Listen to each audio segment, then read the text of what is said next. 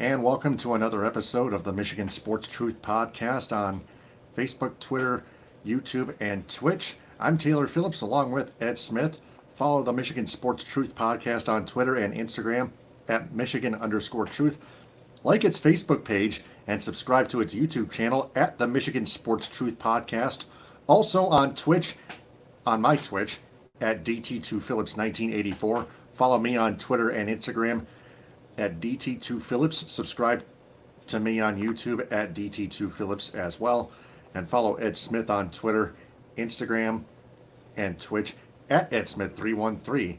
Got a lot to talk about. The Red Wings season coming to an end, them not making the playoffs, but they're getting what they're getting there, though.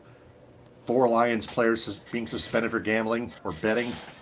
A preview of the Lions in the 2023 NFL Draft, 5 days. And then a check-in on the Tigers. So we'll get to the result final result later tonight. But the Red Wings finished 35, 37, and 10 with 80 points. They finished 6th in the Eastern Conference wildcard standings, 7th in the not-so-Atlantic Division, and 24th overall in the NHL. I believe they hold the 9th overall draft pick. They already had the lottery? Yep, the lottery, yep, as of right now. So, or lottery odds, I should say. The lottery odds, yes, the 9th overall draft lottery pick. So, yeah, there's that. So, again, like we've discussed before, those back-to-back route losses in Ottawa proved that they're not ready. Yzerman pushed the right buttons. He sold, traded Hronek to the Canucks, traded Tyler Bertuzzi to the Bruins, and he traded for draft picks. And yeah, he also made moves. He also made other moves regarding trading Jacob Vrana as well near the deadline, which honestly was a move I expected. Blues. Yes, that was a move I expected. He also made some changes. There were changes being made amongst the goaltender spot as well. Alexander Nedeljkovic did not work out as properly as we had hoped. He's been recalled a couple of times to Grand Rapids, so it's a little bit murky on what his future is after clearing waivers a couple of times. But the good part is we do seemingly have our goaltender of a future, and that is Ville Husso.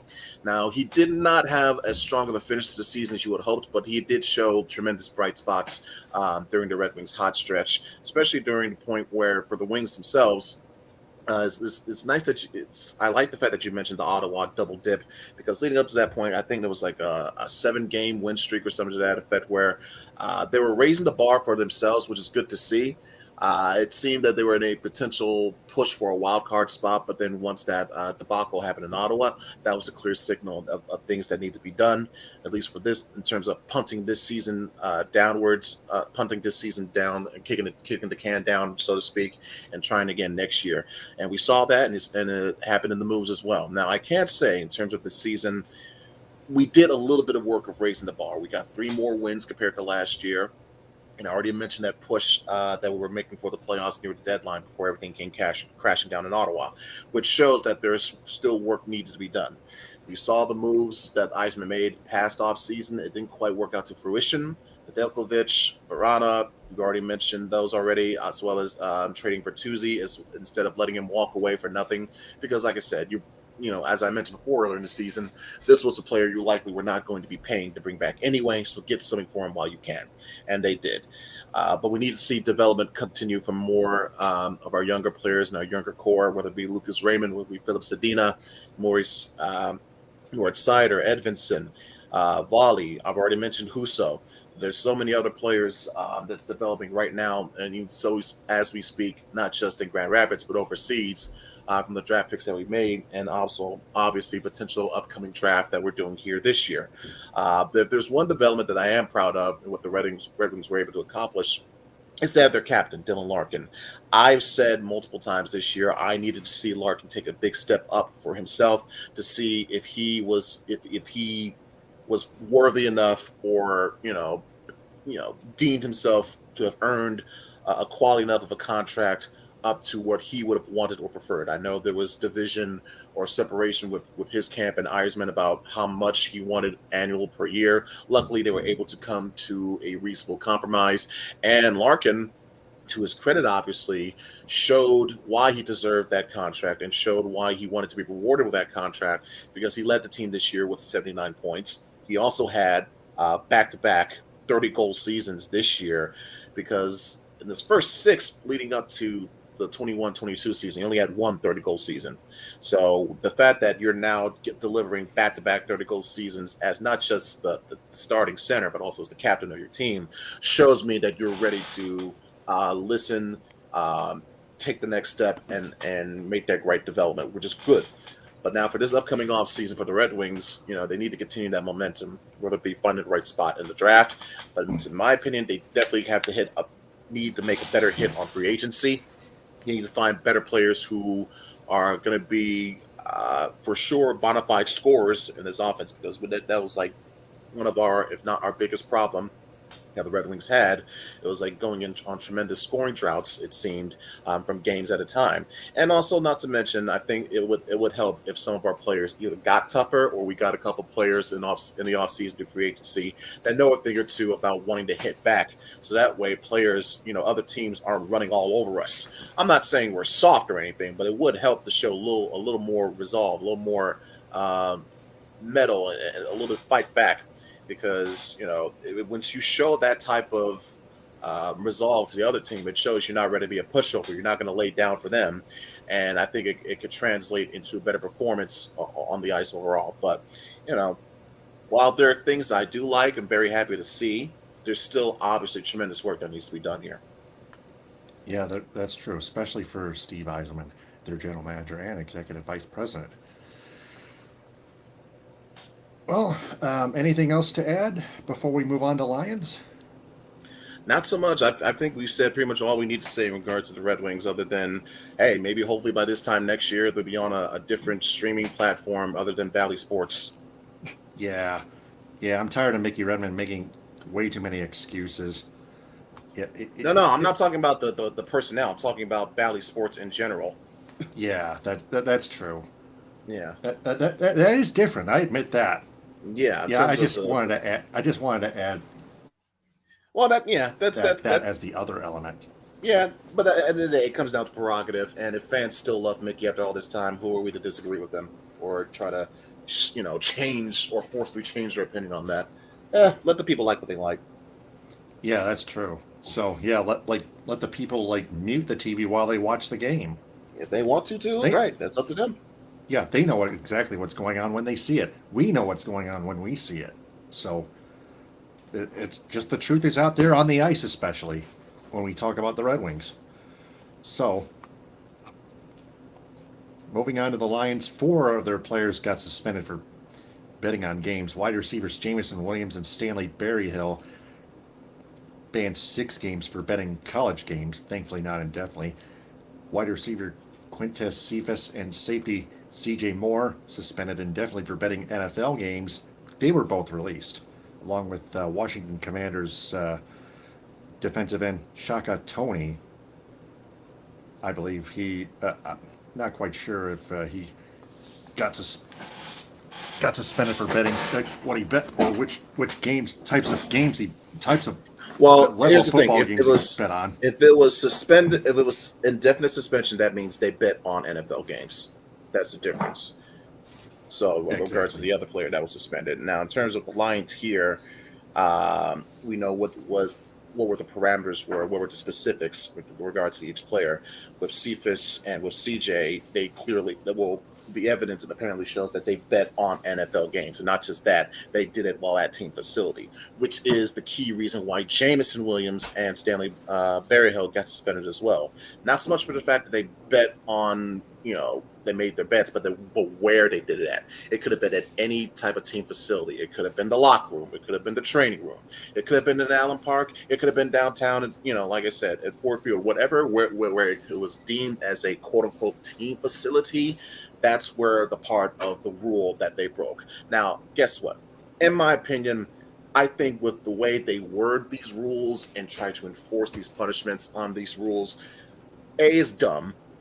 B is hypocritical when you consider the fact that the NFL and in the past few years since sports in general has decided to become more open and partner up with all these sports, all these betting suitors and whatnot. The NFL especially, you Such as know, FanDuel. yes, partnering with FanDuel, partnering with DraftKings, MGM, Caesars, whatever you can go on and on. The fact of the matter is, why the NFL wants to do this, portray this one image, yet want to be so purposely enforceful on their players on the other side. It just comes off as messy and hypocritical. Now, I get it. You don't want this to turn into a Pete Rose situation or whatever type of point shaving scandal, whatever the case may be. But you need to have better parameters, in my opinion, in terms of carrying out your discipline, because now this creates a stigma, or at least in the case of Jameson Williams, it creates a stigma of, oh, see, it's another red flag, because people have been trying to, for some reason, in my opinion at least, ever since the moment he was drafted, come up with their own particular set of narratives or whatever reason they feel like in their mind as to why they don't trust or they don't think he's a good enough pick. Where they want to go by, oh, how he looked on draft night, or go by some words from Brad Holmes that were taken out of context. In my opinion, yes, this was a mess up. Yes, I'm not excusing his behavior for this. Yes, this is a rule that he should have known. But no, I'm not going to bury the guy for it. And no one else should either. Everybody's saying, oh, this is bad news. He's a bust. He's a red flag. We all make mistakes. Yes, stop with the clutching of the pearls and stop with the overreaction. And people want to say, oh, what is this going to do with the draft? Oh, we got to do something in the first round. It's like, shut up. Well, I may with the overreaction.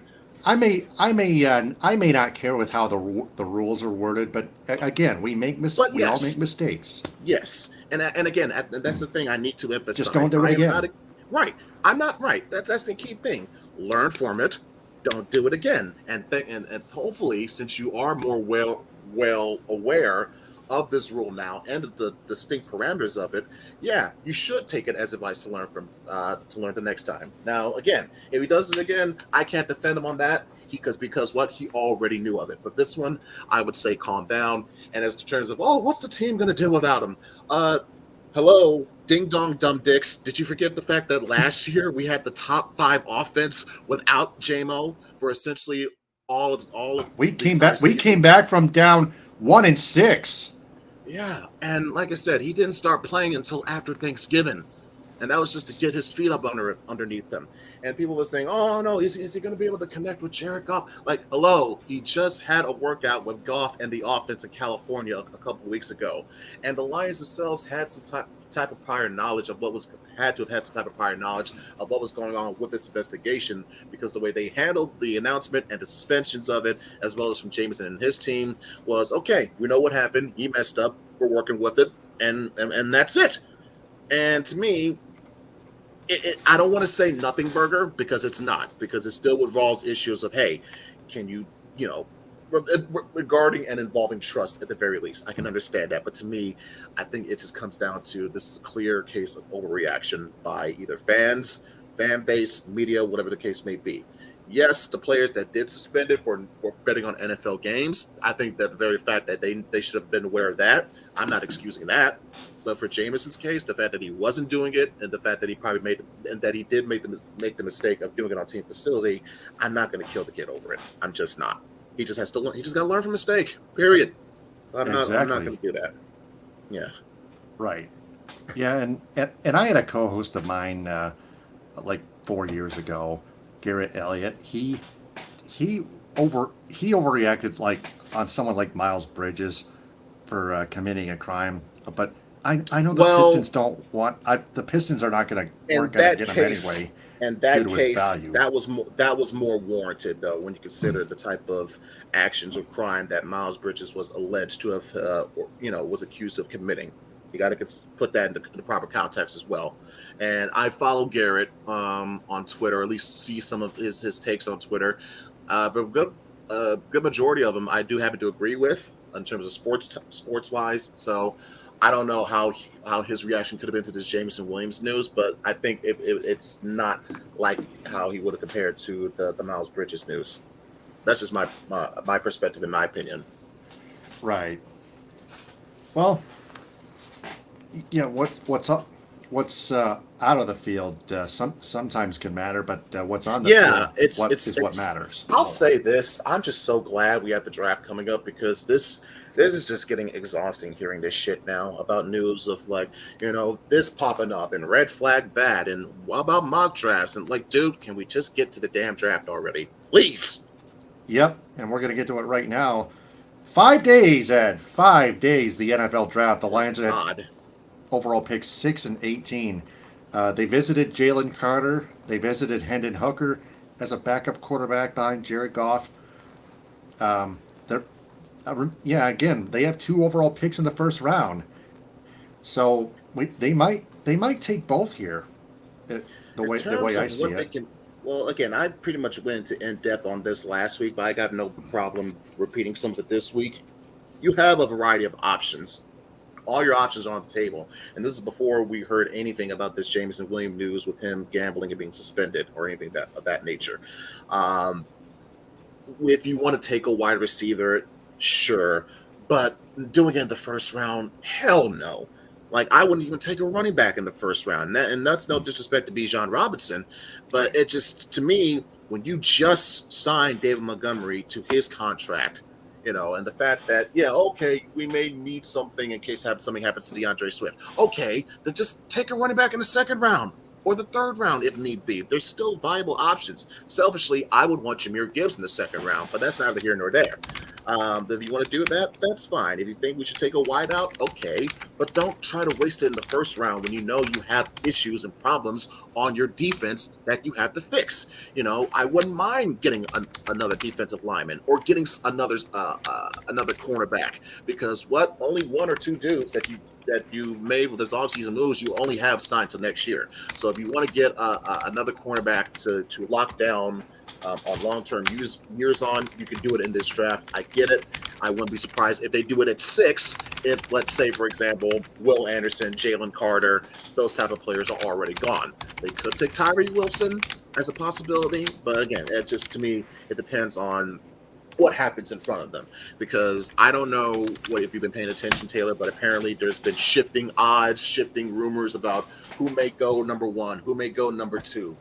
Is it Bryce Young? Is it CJ Stroud? Now I'm hearing there's a chance that Will Levis may go number 2.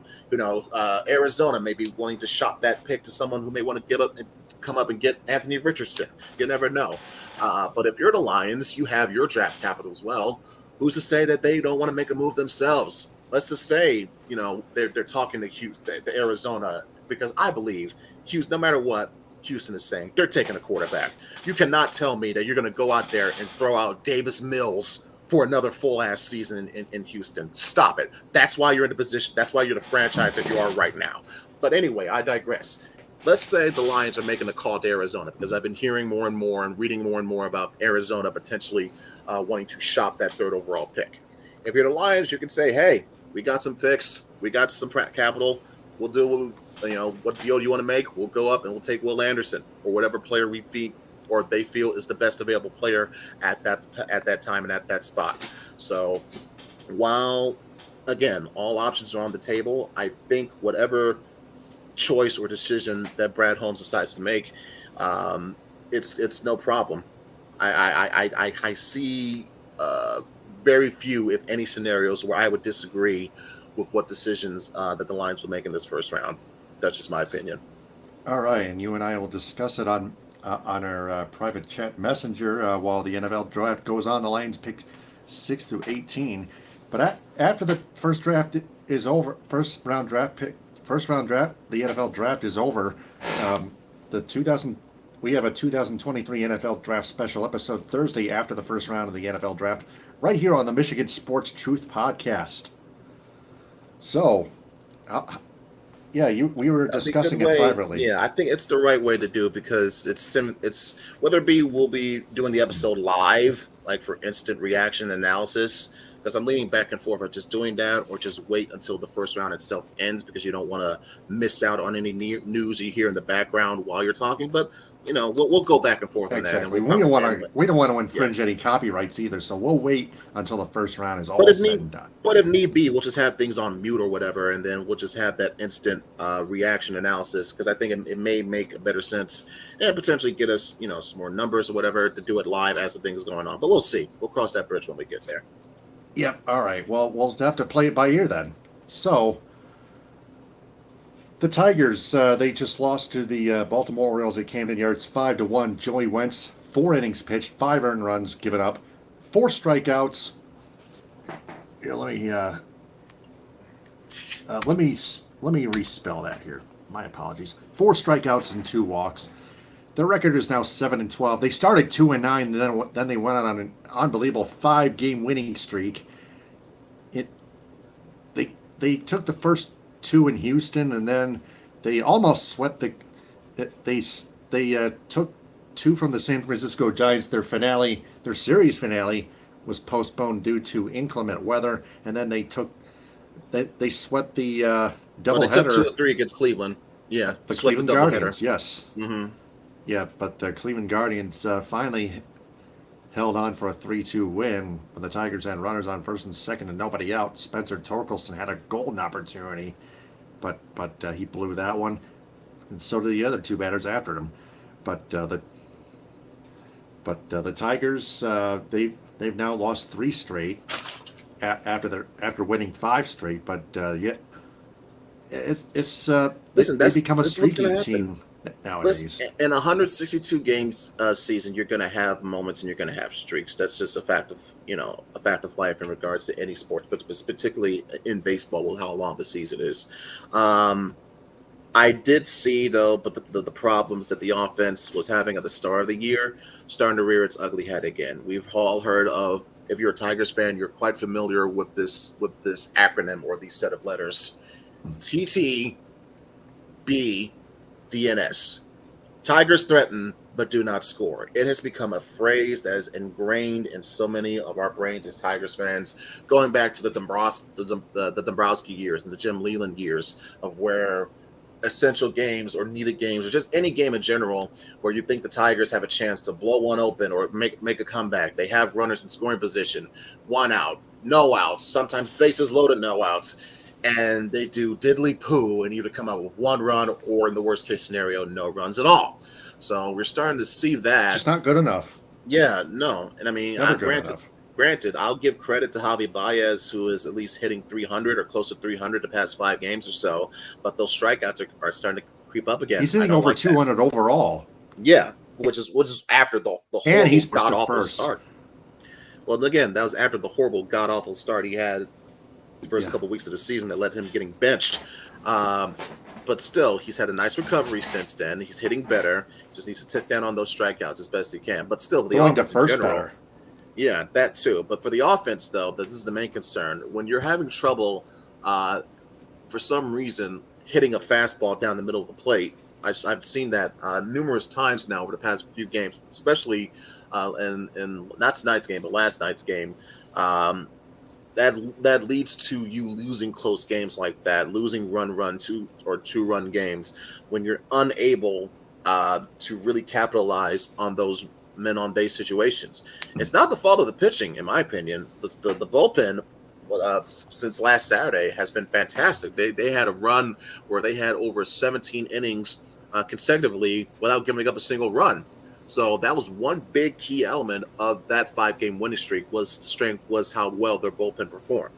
So your bullpen's not going to be there at their top all the time, which is where you need a backup, somebody to fall back on. And your offense has not been doing that now for you the past couple games. So that is an issue they have to concern themselves with, take issue with, and try to fix as quickly as possible. Now, I will say, in terms of pitching, Michael Lorenzen had a much better outing this time with his performance last night compared to his previous start, where he gave up, 6 runs against the Giants. And for Turnbull himself. Yeah, Michael Lorenzen. Yeah, and for Turnbull, while he had a tremendous first 5 innings, against Cleveland. That sixth inning where he fell apart, that's a learning lesson for him. But still, I liked what I saw out of him. Now, in terms of, if you want to make a quick update, if I can, talk about real quickly, in terms of injury news, I think this is another one of our arms, Matt Manning. He did go on the IL list with a foot injury. He is expected to miss at least 6 more weeks, and then they'll reevaluate him then and there. But you got to remember, Taylor, and as the graphic shows, we're still in third place. Becoming injury prone too? No. I was giving you an update on what his current situation was. They're just reevaluating him in about a couple months. But in terms of that, though, the Tigers, though, they're only in third place in the division, and they're 2.5, 3 games out. Again, very, very early. They can easily, be at the bottom of the totem pole by, say, the end of May. But the fact that you're wanting to see some type of improvement this early on, flat. Yeah, okay, cool. But the fact that you're seeing this type of improvement, though, or they know how to make adjustments on the fly, it seems, shows that, hey, this team obviously is not going to go anywhere in terms of contending for a playoff spot. But you want to see that there is their development where they're not going to be completely god awful this year, because last year was a complete and utter setback for a supposed rebuild that was quote unquote done and finished, which obviously turned out to be complete BS. Thanks, Chris Illich. Thank you, Al Avila. But now we got to see what Scott Harris, what he can do with his first season here. We got to give that time to develop, and just see where things go. Again, pitching, obviously, I could see minor things that could do better, but I'm satisfied with the pitching for the most part. It's just the offense's turn to do their job now. Yeah, Michael Lorenzen has improved. Joey Wentz hasn't. Eduardo Rodriguez showed ace statistics against those Guardians in Game 2 in a 1-0 win. Yeah, tremendous. He almost went the distance. My God. He had 10 strikeouts, I believe. Yeah. Or was that against the Giants? Yes, I remember 10 strikeouts. 8 innings pitched flat, 10 strikeouts, no walks. Tremendous. Now that is an ace, baby. Well, it may not be ace stuff, but it's reliable. Getting there, actually. Almost it's reliable. It's reliable, comfortable stuff to see. You want to see it's setting an example and setting a tone for your rotation at the very least. Yeah. Well, he's been their only reliable pitcher in the starting rotation thus far. Eduardo Rodriguez has. So we can't wait to see what he does the upcoming week. So we will stay on top of them the entire season, and they might not be playoff ready, but they're making some improvements like the Red Wings were the last season. Yeah, I see. You see potential hope for optimism for improvement for what the Tigers can do. Online, similar to the Red Wings. It's online, similar to the Red Wings a little bit, but it's not as full of despair as what we've been seeing with the Pistons. Right. Yeah, we need not mention them. Yeah, thank goodness. They're done for the year. Thank God. Oh, that's 17-65. Their regular season is officially done. Yeah, they played all 82 games. That's it. They hold the number one draft pick. Wemba has declared. Yeah, odds. Lottery odds. Wemba has declared for the NBA draft. Yeah, but it's not a guarantee we get the pick. It's not a guarantee. That lottery can go anywhere. So could go any type of way. So it's not a guarantee. Pistons fans can only pray and hope. So, but Jeff Moss. We agree with Jeff Moss. The Lions winning a Super Bowl is more important than the Red Wings and Pistons winning a lottery. Draft. Yeah, considering the fact that those teams already won championships in years past, and we're able to remember them. So yeah, even if they had never won, I'd still take a Lions Super Bowl. Yes, exactly. So that is another episode of the Michigan Sports Truth Podcast. I'm Taylor Phillips, along with Ed Smith. Follow the Michigan Sports Truth Podcast on Twitter and Instagram at Michigan_Truth. Like its Facebook page and subscribe to its YouTube channel at the Michigan Sports Truth Podcast. Also on my Twitch channel at DT2Phillips1984. Follow me on Twitter and Instagram and subscribe to my YouTube channel at DT2Phillips. And follow Ed Smith on Twitter, Instagram, and Twitch at EdSmith313. Special shout outs go to Athletic Go Physical Therapy on Woodward in Ferndale, also where Hodges Subaru is somewhere. But Athletico Physical Therapy does tremendous work. They've done tremendous work with my co-host and tendon issues and apparently partners with the Big Ten Conference, Team USA, and the Red Wings. As far as we know, we'll have to do they've done better tremendous. research. Yeah, they're Full great research. people. Atletico's a great system in general, and if you go to that one, just tell the people that Ed says hi and he sent them there, and he gives them, and I give them great recommendation and kudos. Absolutely. Yep. Also, to Baldwin Family Health Care of Cadillac for getting my filling done urgently and immediately right on my birthday earlier this month. Cadillac Nutrition. Download the Engage app, mobile app, to place an order for an iced or hot protein coffee, energy tea, or protein or post-workout shake. Cali Tickets. Call 877-225-8425 or visit CaliTickets.com. Creative Embroidery of Cadillac for designing the Michigan Sports Truth Podcast logo on my long sleeve shirt and t-shirt back there behind me. Cuts by Melanie in Lake City, the Edo Ramen House in Royal Oak, rated Detroit's best Japanese restaurant for consecutive years. Impact North of Ortonville. Let's Roll With It, rolled ice cream in Cadillac, now branded with the Food Mafia. Northern Star Event Rentals in Cadillac, 231-884-8195, and on Facebook, give them a like. The Red Ox Tavern in Auburn Hills, United Food Service Solutions of Grand Ledge, Michigan, Yen Yoga and Fitness up in Traverse City. That's it. So our next episode, Thursday, sometime either after or during the later draft picks of the first round of the NFL Draft 2023. Tune into the NFL Draft Thursday at 8 p.m. Eastern on ESPN. We will stay on top of it on Twitter Live with breaking news, and then then Ed and I will discuss the draft picks that the Lions got at 6 and 18 overall. Until then, for Ed Smith, I'm Taylor Phillips. Ta-ta for now. Hit them with a high, and we close our case. Take care and be safe, everyone.